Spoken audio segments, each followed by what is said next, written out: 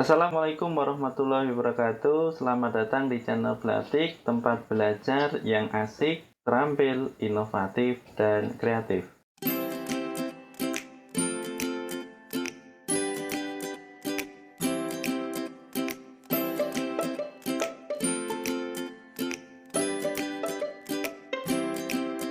Uji coba ujian nasional 2 soal dari DKI Jakarta, materi IPA Fisika SMP atau MTS tahun 2020.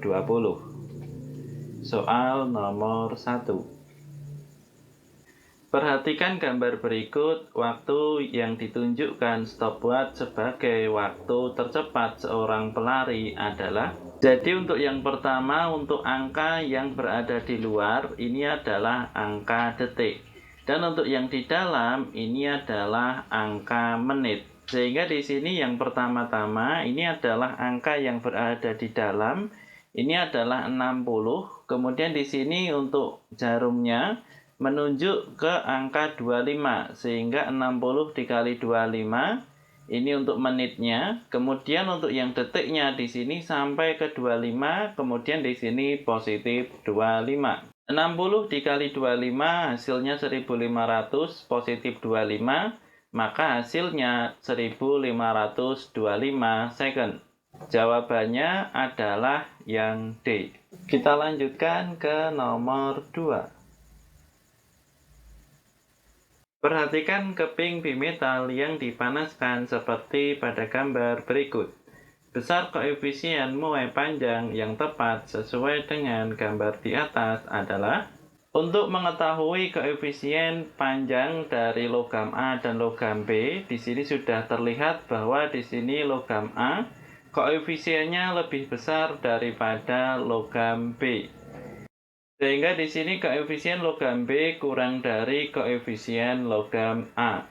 Kemudian untuk gambar yang kedua, di sini koefisien logam A kurang dari koefisien logam C.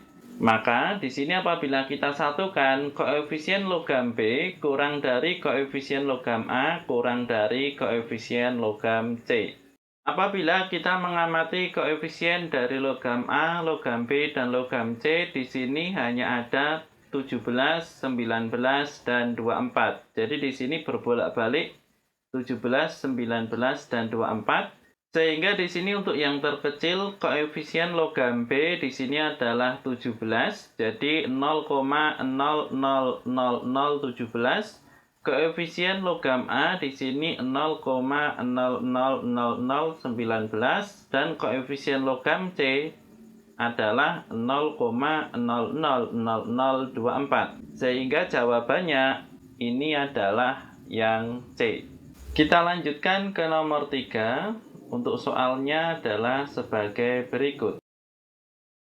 Perhatikan gambar. Logam AB jika ujung B dipegang dengan tangan, lama-kelamaan tangan akan terasa dingin. Hal ini disebabkan adanya aliran. Ilustrasi dari soal nomor 3, di sini ada sebuah tangan yang memegang sebuah stik logam dan di sini ada sebuah es yang meleleh. Jadi di sini untuk perpindahannya adalah perpindahan konduksi. Di mana di sini untuk A ini adalah dingin dan B di sini adalah panas. Maka di sini untuk arah perpindahan kalornya adalah dari benda atau tempat yang suhunya lebih tinggi ke tempat yang suhunya lebih rendah. Artinya di sini dari tangan kemudian mengalir ke es. Jadi di sini dari tangan di sini suhunya lebih tinggi. Dan untuk es di sini suhunya lebih rendah, maka di sini hingga tercapai kesetaraan suhu antara kedua benda. Jadi di sini arahnya adalah seperti ini.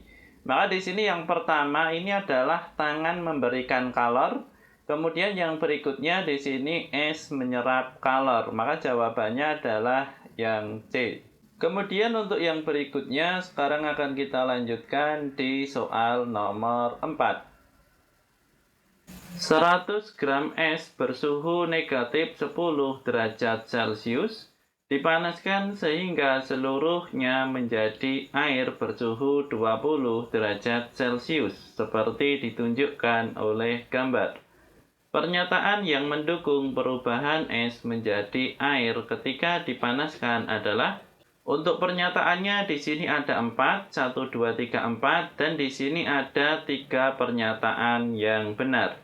Untuk yang pertama, dari titik A ke B terjadi kenaikan suhu es sebesar 10 derajat Celcius. Jadi di sini dari titik A ke titik B terjadi kenaikan sebesar 10 derajat Celcius. Di sini benar. Pernyataan yang kedua, dari titik B ke C, es mengalami perubahan wujud menjadi cair. Jadi untuk titik B ke titik C, di sini es mengalami perubahan wujud menjadi cair adalah benar. Berikutnya pernyataan 3, dari titik C ke D terjadi kenaikan suhu air sebesar 20 derajat Celcius. Jadi dari titik C ke titik D di sini kenaikan suhunya 20 derajat Celcius, ini benar. Dan untuk yang keempat, dari titik C ke titik D terjadi kenaikan suhu air sebesar 30 derajat Celcius, jelas di sini salah. Maka untuk jawaban soal nomor 4 yang benar adalah 1, 2, dan 3. Kita lanjutkan ke nomor 5, soalnya adalah sebagai berikut. Sumber energi biomasa merupakan salah satu sumber energi terbarukan yang ketersediaannya sangat melimpah. Namun, masyarakat belum memahami sumber energi biomasa. Biomasa adalah jadi di sini yang ditanyakan adalah pengertian dari biomasa. Untuk yang A, biomasa merupakan bahan biologis yang berasal dari bahan yang hidup maupun yang baru mati untuk dimanfaatkan sebagai bahan bakar. Di sini adalah yang benar. Untuk yang B, di sini letak kesalahannya, biomasa merupakan bahan fosil. Di sini salah. Biomasa merupakan bahan biologis yang berasal dari bahan yang hidup maupun yang mati jutaan tahun. Di sini salah. Biomasa merupakan sumber energi yang berasal dari energi matahari, angin. Di sini juga salah. Kemudian untuk yang berikutnya, sekarang akan kita lanjutkan di soal nomor 6. Perhatikan grafik berikut. Dari grafik yang menunjukkan gerak lurus beraturan adalah, jadi di sini bisa dilihat untuk grafiknya. Jadi untuk grafiknya di sini ada V, ini adalah kecepatan, dan di sini ada T ini adalah waktu. Jadi di sini untuk yang mempengaruhi ini adalah kecepatan, dan untuk gerak lurus beraturan di sini kecepatannya tetap atau kecepatannya konstan. Maka untuk grafiknya di sini untuk kecepatan tetap ini adalah dari titik K ke titik L. Jadi di sini kecepatannya tetap karena gerak lurus beraturan. Sehingga jawabannya adalah yang B. Kita lanjutkan untuk yang berikutnya. Sekarang kita masuk ke soal nomor 7. 4 buah benda memiliki massa yang sama dan diberi 3 buah gaya. Manakah di antara keempat benda tersebut yang memiliki percepatan terbesar dan terkecil? Pertama-tama di sini kita pahami terlebih dahulu. Jadi untuk rumus percepatan ini adalah gaya dibagi massa. Dan karena di sini untuk massanya keempat kotak ini semuanya sama, maka di sini untuk gaya terbesar akan menghasilkan percepatan yang besar. Dan untuk gaya yang kecil mengakibatkan di sini percepatannya kecil. Maka untuk kotak yang pertama, di sini untuk gaya F1 dan F2 arahnya ke kanan, 5 positif 8, 13, dikurangi 10 karena arahnya ke kiri, sehingga di sini untuk hasilnya 3 Newton, arahnya ke kanan. Kemudian untuk kotak yang kedua ada F1, F2, dan F3, untuk arahnya semuanya ke kanan, sehingga di sini kita jumlahkan semua 5 positif 5 positif 8, hasilnya 18, arahnya ke kanan. Kemudian untuk kotak ketiga, untuk arah kanan di sini ada 5 dan 10 sehingga 15. Arah ke kiri ada 8 sehingga 15 negatif 8 hasilnya 7. arahnya masih ke kanan karena lebih besar ke kanan. Dan untuk kotak yang keempat, F1 arahnya ke kiri 12 Newton, F2 dan F3 arahnya ke kanan 10 dan 8, sehingga 10 positif 8, 18 negatif 12, hasilnya 6 Newton, arahnya ke kanan. Maka untuk percepatan terbesar dan terkecil di sini adalah kotak kedua dan kotak ke-1. Sehingga jawabannya adalah yang A. Kita lanjutkan untuk yang berikutnya. Sekarang kita masuk ke soal nomor 8. Perhatikan gambar berikut. Jika benda berpindah sejauh 50 cm, maka usahanya adalah, jadi untuk usaha rumusnya adalah gaya dikalikan jarak. Untuk gaya totalnya di sini 20 ke kanan, 30 ke kanan, dan 40 ke kiri. Sehingga 20 positif 30 negatif 40. Kemudian berpindah sejauh 50 cm, kita jadikan meter, hasilnya 0,50. Maka 20 positif 30 hasilnya 50, negatif 40 hasilnya 10, dikali 0,5 meter hasilnya adalah 5 joule. Sehingga jawabannya adalah yang A. Kita lanjutkan untuk yang berikutnya. Sekarang kita masuk ke soal nomor 9. Perhatikan gambar berikut. Pemain sirkus A yang beratnya 800 Newton berdiri pada jarak 1 meter dari ujung papan P. Dan pemain B yang beratnya 400 Newton berada pada posisi seperti gambar. Jika pemain A berjalan sampai P, maka agar papan tetap seimbang, pemain B harus bergeser sejauh. Jadi di sini sebelum kita mencari pemain B harus bergeser, di sini kita harus mencari lengan beban untuk pemain sirkus B terlebih dahulu. Jadi untuk rumusnya, berat A dikali lengan beban A sama dengan berat B dikali lengan beban B. Berat A kita ganti dengan 800 Newton. Lengan beban A di sini adalah 1 meter karena 2 meter dikurangi 1 meter hasilnya 1 meter. Kemudian berat beban B di sini ada 400 Newton.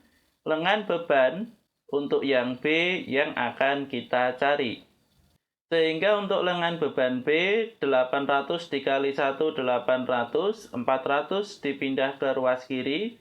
Hasilnya 800 dibagi 400 sama dengan 2 meter. Maka di sini untuk lengan beban B di sini 2 meter. Kemudian di sini untuk gambarnya berubah. Jadi di sini yang berikutnya untuk pemain sirkus A di sini berjalan ke belakang ke posisi P. Sehingga di sini untuk lengan bebannya adalah 2. Maka karena di sini untuk pemain sirkus A berjalan ke belakang, pemain sirkus B di sini juga harus berjalan ke belakang. Atau di sini untuk pemain sirkus A berjalan ke kiri, maka pemain sirkus B harus berjalan ke kanan. Sehingga di sini menjauhi titik tumpu. Untuk ukuran semulanya adalah 2 meter, di sini menjauhi sejauh X. Maka untuk jawabannya sudah pasti hasilnya adalah B atau C. Untuk yang A dan D di sini salah karena sama-sama mendekati titik tumpu. Maka untuk ilustrasinya di sini akan kita hapus. Kita pakai untuk menjawab soal. Di sini rumusnya sama, berat A dikali lengan A sama dengan berat B dikali lengan B. Untuk berat A di sini juga sama, 800. Untuk lengannya di sini sudah berbeda menjadi 2 meter. Berat B di sini masih sama, 400. Lengan B di sini 2 positif X. Sehingga 800 dikali 2 hasilnya 1600. 400 dikali 2 hasilnya 800. 400 dikali X di sini 400X. 800 dipindah ke ruas kiri menjadi negatif 800, maka 1600 negatif 800 hasilnya 800. Sehingga di sini untuk 400x, di sini x sama dengan 800 dibagi 400, hasilnya adalah 2 meter. Maka jawabannya adalah yang B. Selanjutnya akan kita jawab untuk soal nomor 10. Perhatikan gambar. Jika keempat benda masanya identik, besar gaya ke atas yang benar adalah. Jadi di sini untuk keempat benda ini masanya sama. Maka untuk gaya ke atas kita masukkan rumusnya di sini FA sama dengan rho C dikali G dikali V. Untuk FA di sini adalah gaya angkat ke atas sama dengan di sini rho atau massa jenis zat cair dikali dengan gravitasi dikali dengan volume benda. Jadi di sini untuk massa jenis zat cair, di sini untuk keempat benda massa jenisnya sama.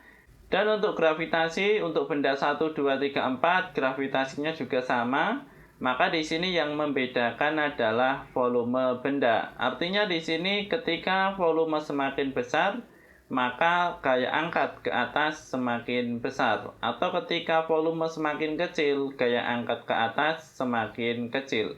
Sehingga di sini untuk urutannya, apabila kita mulai dari yang kecil, di sini adalah 2, 1, 4, 3. Kemudian di sini apabila kita mulai dari yang besar, ini adalah 3, 4, 1, 2. Dan apabila kedua jawaban ini kita cocokkan dengan A sampai dengan D di pilihan ganda, ternyata di sini tidak ada jawabannya. Maka di sini jawabannya tetap yang kedua ini.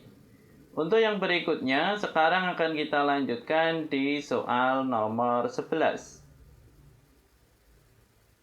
Perhatikan gambar berikut. Beban ditarik ke posisi P, kemudian dilepaskan sehingga beban bergerak dari titik P ke H ke R kembali ke H dalam waktu 1,5 detik.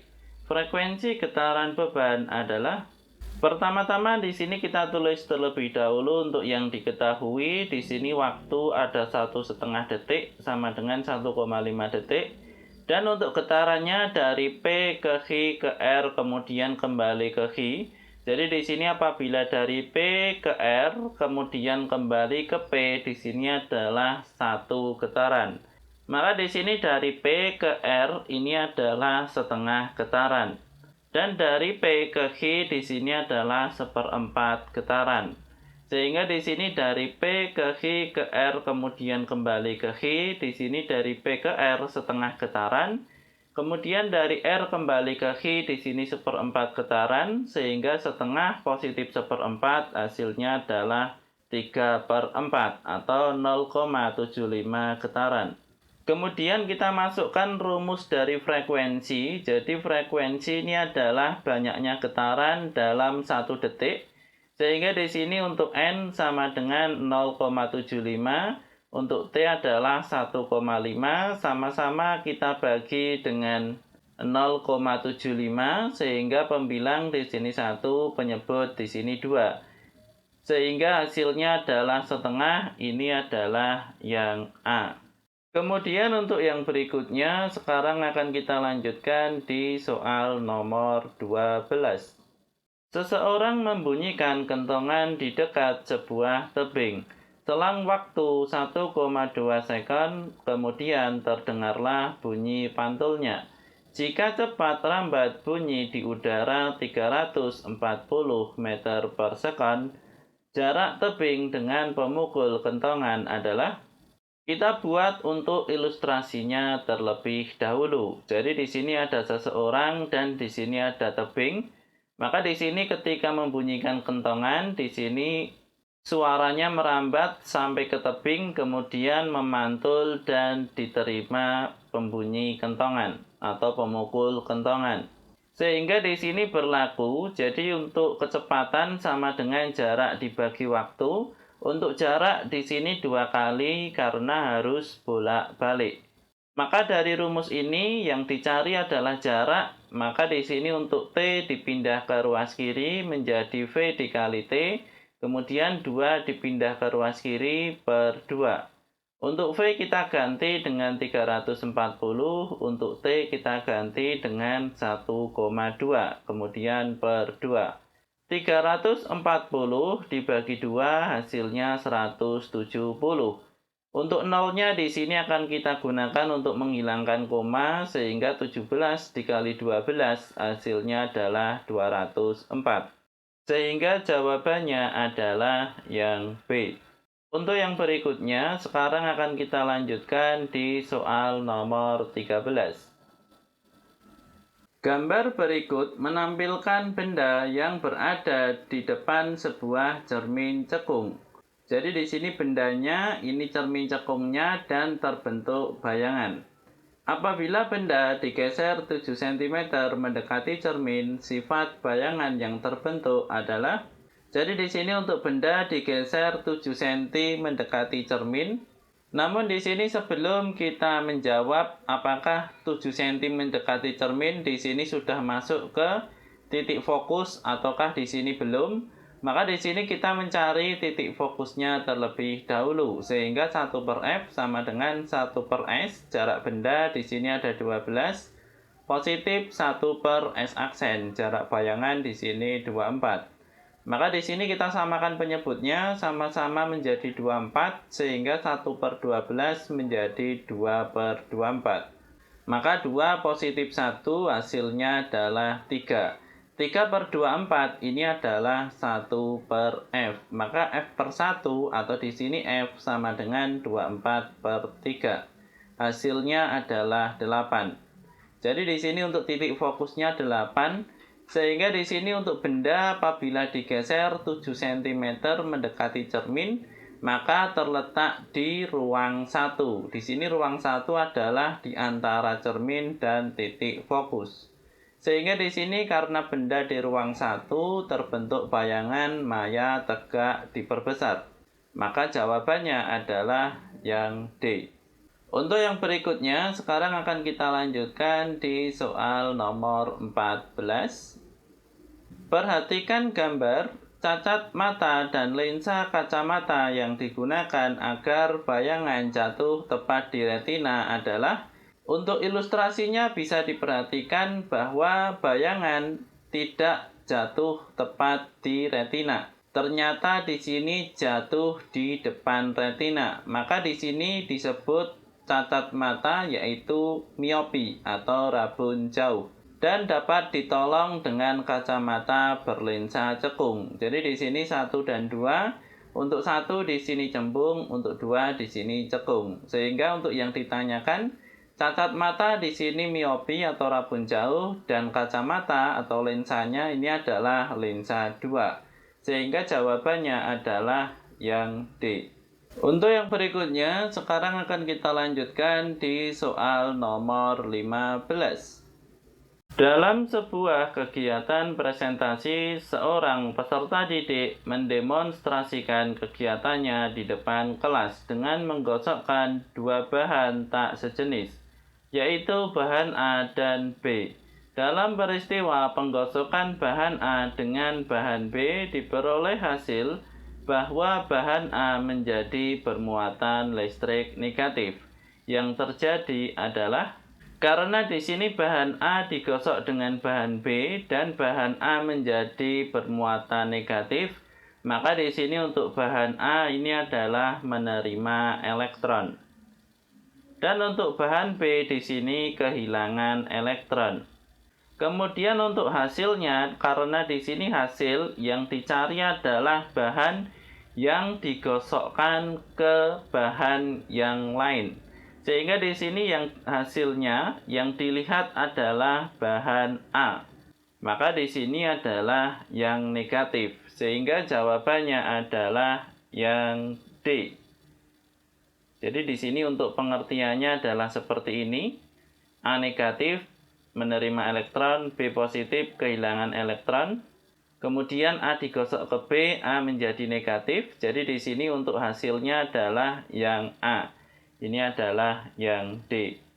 Untuk yang berikutnya, sekarang akan kita lanjutkan di soal nomor 16.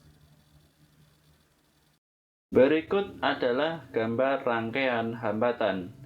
Jika nilai hambatannya sama besar, maka yang memiliki nilai hambatan pengganti terbesar dan terkecil berturut-turut adalah. Baik, jadi di sini ada 4 gambar. Pertama-tama kita mulai dari gambar yang ke-1. Di sini ada 3 rangkaian yang disusun secara paralel. Maka di sini untuk cara pengerjaannya adalah 1 per rangkaian paralel sama dengan 1 per 1, positif 1 per 1, positif 1 per 1. Karena di sini hambatannya sama besar, di sini bisa kita misalkan dengan 1, 2, 3, 4 dan seterusnya. Di sini saya memilih 1 karena di sini lebih mudah. Maka untuk pembilangnya di sini 1 positif 1 positif 1 hasilnya 3. Untuk penyebutnya tetap 1 per Rp sama dengan 3 per 1 sehingga Rp per 1 sama dengan 1 per 3. Maka di sini untuk rangkaian totalnya positif 1 di sini dalam bentuk seri. Sehingga 1 per 3 positif 1, 1 kita ubah menjadi 3 per 3, maka di sini untuk penyebutnya tetap 3, dan untuk pembilangnya 3 positif 1 hasilnya 4. Sehingga di sini untuk hambatan pengganti dari gambar yang pertama ini adalah 4 per 3. Kemudian yang kedua, di sini kita serikan terlebih dahulu, 1 positif 1 hasilnya 2, 2 positif 1, sehingga 2 dan 1 di sini dijumlahkan secara paralel, maka di sini 1 per Rp sama dengan 1 per 2 positif 1 per 1. Sehingga di sini untuk 1 per 1 kita ubah menjadi 2 per 2 untuk menyamakan penyebut, maka penyebutnya tetap 2, dan untuk pembilangnya 1 positif 2 hasilnya 3. Sehingga di sini Rp per 1 hasilnya 2 per 3. Maka untuk rangkaian totalnya atau hambatan pengganti di sini adalah 2 per 3 positif 1. 1 kita ubah menjadi 3 per 3 sehingga untuk penyebutnya tetap 3 dan pembilangnya 3 positif 2 hasilnya 5. Sehingga hambatan penggantinya di sini 5 per 3. Kemudian untuk rangkaian yang ketiga di sini ada seri 2. Di sini kita jumlahkan terlebih dahulu. 1 positif 1, 1 positif 1, sehingga di sini 2 dan 2 kita jumlahkan secara paralel. 1 per 2 positif 1 per 2 hasilnya adalah 2 per 2. Untuk 2 per 2 di sini bisa kita sederhanakan menjadi 1 per 1 atau jawabannya di sini adalah 1. Sehingga di sini hambatan penggantinya 1. Dan untuk yang keempat, di sini kita jumlahkan secara paralel terlebih dahulu.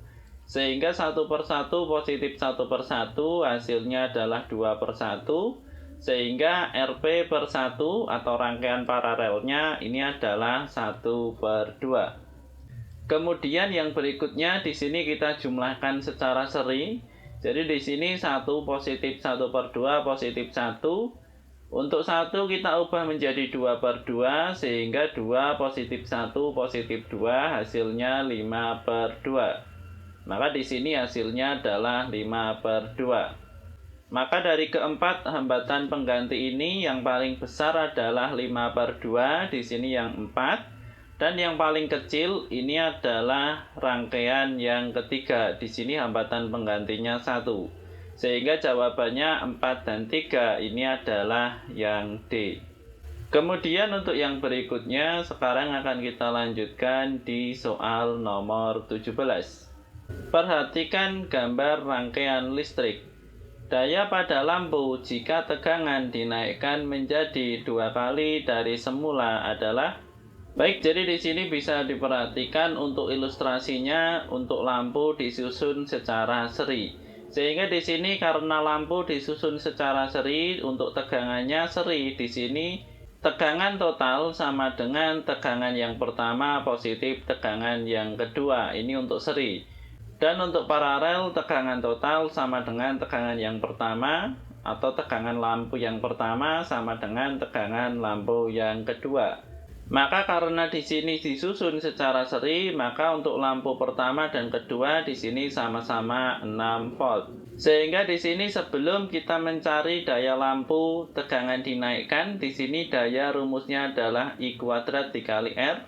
Untuk I di sini belum diketahui, untuk R di sini juga, sehingga di sini kita menggunakan rumus yang kedua, tegangan kuadrat dibagi hambatan. Maka ini akan kita cari untuk hambatannya terlebih dahulu. Untuk daya di sini kita masukkan 10 watt. Untuk tegangan di sini ada 6 volt, sehingga untuk R dipindah ke ruas kiri. Untuk 10 dipindah ke ruas kanan, 6 kuadrat di sini 36 dibagi 10 hasilnya 3,6. Kemudian setelah tegangan dinaikkan 2 kali, maka di sini untuk V kuadrat berubah menjadi 12 kuadrat. Karena di sini sebelumnya adalah 6, dinaikkan 2 kali sehingga menjadi 12 kuadrat hasilnya 144. Dibagi 3,6 hasilnya adalah 40. Jadi di sini R-nya 3,6. Maka apabila dibagi hasilnya 40, jawabannya adalah yang A. Untuk yang berikutnya, sekarang akan kita lanjutkan ke soal nomor 18. Perhatikan gambar berikut. Kutub-kutub magnet pada titik A, B, C, dan D berturut-turut adalah. Baik, jadi di sini bisa diperhatikan untuk gambarnya, di sini arahnya adalah ke bawah, di sini sama dengan arah tangan kanan yang menggenggam. Jadi di sini untuk yang A ini adalah selatan dan B di sini adalah utara. Maka di sini untuk C di sini akan tarik-menarik dengan B, maka sini selatan, dan untuk D di sini adalah utara. Sehingga kutub-kutub magnet pada titik ABCD ini adalah selatan utara. Ini adalah yang B. Untuk yang berikutnya, sekarang akan kita lanjutkan ke soal nomor 19. Berdasarkan data yang tertera pada tabel, yang benar adalah, baik, jadi di sini ada tegangan primer, tegangan sekunder, lilitan primer, lilitan sekunder, kemudian juga jenis transformator. Di sini ada step down dan step up. Maka untuk yang pertama di sini kita pahami untuk rumusnya terlebih dahulu. Di sini tegangan primer per tegangan sekunder sama dengan lilitan primer per lilitan sekunder. Jadi untuk transformator step up di sini adalah menaikkan tegangan. Maka di sini untuk tegangan primer lebih kecil daripada tegangan sekunder. Jadi di sini untuk primer ini adalah inputnya, untuk outputnya di sini adalah sekunder, sehingga di sini sekundernya lebih besar, atau di sini tegangannya naik atau keluarannya naik. Maka di sini untuk lilitannya juga sama, di sini lilitan primer lebih kecil daripada lilitan sekunder. Kemudian yang berikutnya di sini untuk step down ini adalah menurunkan tegangan. Maka di sini untuk tegangan primer lebih besar daripada tegangan sekunder dan lilitan primer lebih besar daripada lilitan sekunder. Maka di sini untuk yang A, di sini transformator step down, di sini adalah tegangannya turun. Ini sudah benar, namun di sini untuk lilitannya di sini naik. Ini adalah letak kesalahannya. Kemudian untuk yang B di sini transformator step down, untuk tegangannya di sini turun, ini sudah benar. Namun di sini lilitannya naik, di sini adalah letak kesalahannya. Kemudian untuk yang C transformator step up, di sini untuk tegangannya naik dan untuk lilitannya di sini juga sekunder lebih besar, sehingga di sini benar. Dan ternyata di sini untuk yang D di sini juga benar, karena untuk tegangan sekunder di sini lebih besar daripada primer dan lilitan sekunder juga lebih besar daripada primer. Sehingga di sini jawabannya ada 2, ini yang C dan D. Untuk yang berikutnya, sekarang akan kita lanjutkan ke soal nomor 20. Perhatikan pernyataan-pernyataan berikut ini. Pernyataan yang merupakan akibat dari revolusi bumi adalah nomor. Baik, jadi di sini ada 5 pernyataan, kita bacakan satu-satu. Terjadi perubahan rasi bintang, ini adalah revolusi. Terjadi perbedaan lama siang dan malam di belahan bumi, ini juga revolusi. Terjadi perbedaan waktu di belahan bumi, ini rotasi. Terjadi pergantian musim, ini revolusi. Dan memampatnya bumi pada bagian kutub ini rotasi. Sehingga untuk yang ditanyakan yang revolusi ini adalah 1, 2, dan 4. Maka jawabannya adalah yang B. Untuk yang berikutnya sekarang akan kita lanjutkan ke soal nomor 21. Perhatikan gambar model atom berikut. Ketika atom tersebut kehilangan satu elektron, maka yang terjadi adalah jadi di sini bisa diperhatikan elektronnya di sini ada 3, proton dan neutron di sini juga ada 3. Sehingga di sini apabila satu elektron hilang, maka yang terjadi terbentuk ion positif. Sehingga untuk A dan C di sini benar, untuk B dan D di sini salah. Kemudian untuk alasannya karena jumlah proton lebih banyak daripada neutron, di sini untuk yang A salah. Untuk yang C karena jumlah elektron lebih sedikit dibandingkan proton, ini adalah yang benar. Untuk yang berikutnya sekarang akan kita lanjutkan ke soal nomor 22. Perhatikan daftar rumus kimia berikut. Daftar di atas yang termasuk molekul unsur adalah jadi di sini sebelum kita menjawab soal nomor 22 tentang molekul unsur, maka di sini kita harus bisa membedakan antara unsur dan senyawa. Jadi untuk unsur ini adalah zat tunggal yang tidak dapat diurai lagi. Dan untuk senyawa di sini adalah zat tunggal yang dapat diurai lagi dengan reaksi kimia. Jadi untuk 1 dan 2 ini adalah senyawa. Dan untuk 3 dan 4 ini adalah unsur. Jadi di sini untuk cara cepatnya, di sini untuk unsur biasanya ini adalah satu lambang. Di sini bisa O, bisa N, bisa Na, bisa H, bisa Cl. Namun untuk senyawa di sini biasanya adalah 2. Contohnya adalah NaCl atau HCl dan seterusnya. Sehingga di sini untuk yang unsur ini adalah 3 dan 4, ini adalah yang D. Untuk yang berikutnya sekarang akan kita lanjutkan ke soal nomor 23. Perhatikan beberapa perubahan berikut. Yang termasuk perubahan fisika adalah jadi di sini untuk menjawab soal nomor 23, sebelum kita menjawab perubahan fisika, di sini teman-teman harus bisa membedakan apa itu perubahan fisika dan apa itu perubahan kimia. Minimal di sini kita mengetahui ciri-cirinya 2. Yang pertama di sini untuk fisika zatnya tetap. Kemudian untuk kimia di sini terbentuk zat baru. Kemudian untuk fisika bisa kembali ke bentuk semula, untuk kimia di sini tidak dapat kembali ke bentuk semula. Untuk yang pertama, lilin dipanaskan meleleh, di sini zatnya tetap lilin, sehingga ini adalah fisika. Singkong menjadi tape, di sini adalah kimia, menjadi zat baru, sebelumnya singkong berubah menjadi tape. Beras ditumbuk menjadi arang, di sini zatnya tetap, hanya berubah bentuk.